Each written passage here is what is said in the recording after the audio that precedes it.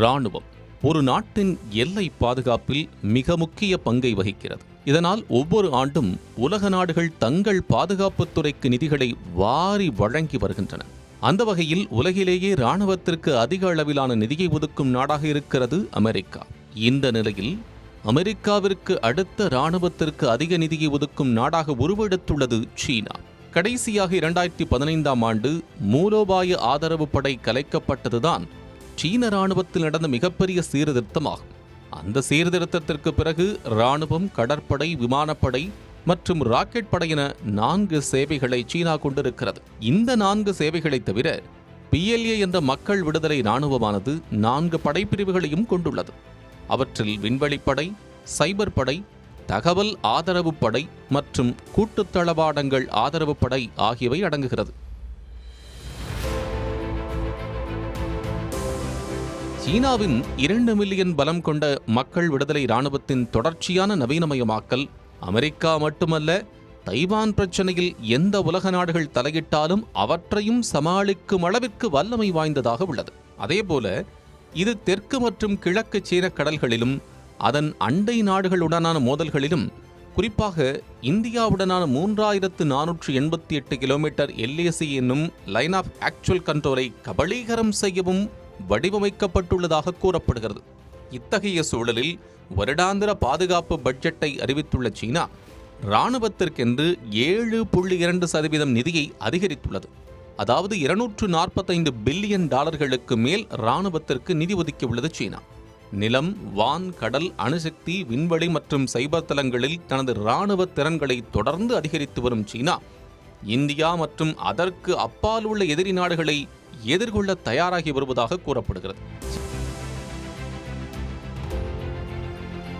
சீனாவின் பட்ஜெட் குறித்து கூறும் நிபுணர்கள், சீனா தனது பாரிய இராணுவ செலவினங்களை மறைக்க பல்வேறு தலைப்புகளின் கீழ் நிதி ஒதுக்குவதாகவும், சீனாவின் உண்மையான பாதுகாப்பு செலவு அது அறிவிப்பதை விட 40 முதல் 50% அதிகமே என்று கூறுகின்றனர். சீனாவின் அதிகாரப்பூர்வ பாதுகாப்பு பட்ஜெட்டே இந்தியாவின் பாதுகாப்பு பட்ஜெட்டை விட 3 மடங்காக இருக்கும் நிலையில், நிபுணர்கள் கூறுவது போல் அதன் உண்மையான பட்ஜெட் பன்மடங்கு இருக்கும் என்றே கருதப்படுகிறது.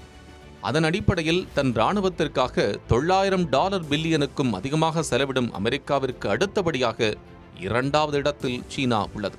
சீனாவின் பட்ஜெட்டால் அதிக அளவிலான பதற்றம் இந்தியாவிற்கே என்று கூறும் நிபுணர்கள், சீனா மற்றும் பாகிஸ்தான் ஆகிய 2 நாடுகளுக்கும் எதிரான தடுப்பு நடவடிக்கைகளுக்கு இந்தியா தனது பாதுகாப்பு பட்ஜெட்டை தற்போதுள்ள 1.9%க்கு பதிலாக அதன் மொத்த உள்நாட்டு உற்பத்தியில் குறைந்தது 2.5% அதிகரிக்க வேண்டும் என்றே வலியுறுத்துகின்றனர். மேலும் இந்தியா ஒவ்வொரு ஆண்டும் இராணுவ நவீனமயமாக்கலுக்காக அதன் பட்ஜெட்டில் சுமார் 25% மட்டுமே பாதுகாப்புத் துறைக்கு ஒதுக்குகிறது. இது போர் விமானங்கள், நீர்மூழ்கி கப்பல்கள் மற்றும் ஹெலிகாப்டர்கள் முதல் மேம்பட்ட வான் பாதுகாப்பு ஏவுகணைகள் வரை பல முனைகளில் செயல்பாட்டு பற்றாக்குறையை ஏற்படுத்துவதாக கூறப்படுகிறது. அதேபோல் இந்தியா 4ஆம் தலைமுறை தேஜஸ் போர் விமானங்களை உள்நாட்டு ரீதியாக உற்பத்தி செய்ய போராடும் நிலையில் குறைந்தபட்சம் 42.5% அனுமதிக்கப்பட்ட பலம் இருந்த போதிலும் 30 போர் விமான படைகளுடன் மட்டுமே சமாளிக்கும் IAFக்கு நிலைமை மிகவும் மோசமாக உள்ளதாக கூறப்படுகிறது. சீனாவை பொறுத்தவரை இந்தியாவை எதிர்கொள்ளும் சில விமான தளங்களில் அதன் மிகவும் மேம்பட்ட 5ஆம் தலைமுறை J-20 ஸ்டெல்த் போர் விமானங்கள் நிறுவப்பட்டுள்ளன. அதோடு தற்போது 6ஆம் தலைமுறை முன்மாதிரிகளை கூட நிறுவி ஒத்திகை பார்த்து கொண்டிருப்பதாக கூறப்படும் நிலையில், பாகிஸ்தானுக்கு குறைந்தது 40 J-35A 5ஆம் தலைமுறை ஜெட் விமானங்களை வழங்கவும் சீனா திட்டமிட்டுள்ளதாக தகவல் வெளியாகியிருக்கிறது. அணு ஆயுதத் துறையை பொறுத்தமட்டில் மற்ற உலக நாடுகளை விடவும் வேகமாக தனது இருப்புக்களை அதிகரித்து வரும் சீனாவிடம் தற்போது 600க்கும் மேற்பட்ட செயல்பாட்டு போர்க்கப்பல்கள் உள்ளன. இந்த எண்ணிக்கை 2035ஆம் ஆண்டுக்குள் 1000ஐ தாண்டும் என்றும் எதிர்பார்க்கப்படுகிறது. தற்போது 370க்கும் மேற்பட்ட போர்க்கப்பல்கள் மற்றும் நீர்மூழ்கி கப்பல்களை கொண்ட உலகின் மிகப்பெரிய கடற்படையை கொண்ட நாடாக சீனா திகழ்கிறது.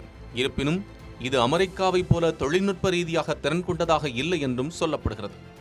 நிலை எல்லைகளுக்கு பிறகு கடல்சார் ஒத்துழைப்பை விரிவுபடுத்துவதில் சீனா பாகிஸ்தானுக்கு வலுவான கடற்படையை உருவாக்க உதவியாக இருக்கிறது.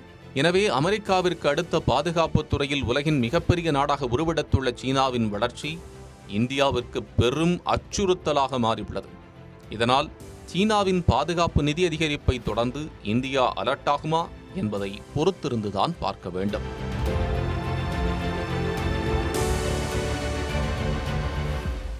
குமுதம் மற்றும் தமிழ்நாடு மின்சார வாரியம் இணைந்து வழங்கும் சிக்கனமும் பாதுகாப்பும் யூஸ்ஃபுல் டிப்ஸ் மின் நுகர்வோர் சேவை மையம். மின் கட்டணம் தொடர்பான சந்தேகங்கள், இலவச மின் இணைப்பு குறித்த தகவல்கள், பழுதடைந்த மின் கம்பங்கள் அல்லது பில்லர் பாக்ஸ் குறித்த தகவல் தர, மின் இணைப்பு பெயர் மாற்றம் குறித்த சந்தேகம், இவை அனைத்திற்கும் 9497 9497 என்ற எண்ணை தொடர்பு கொள்ளவும்.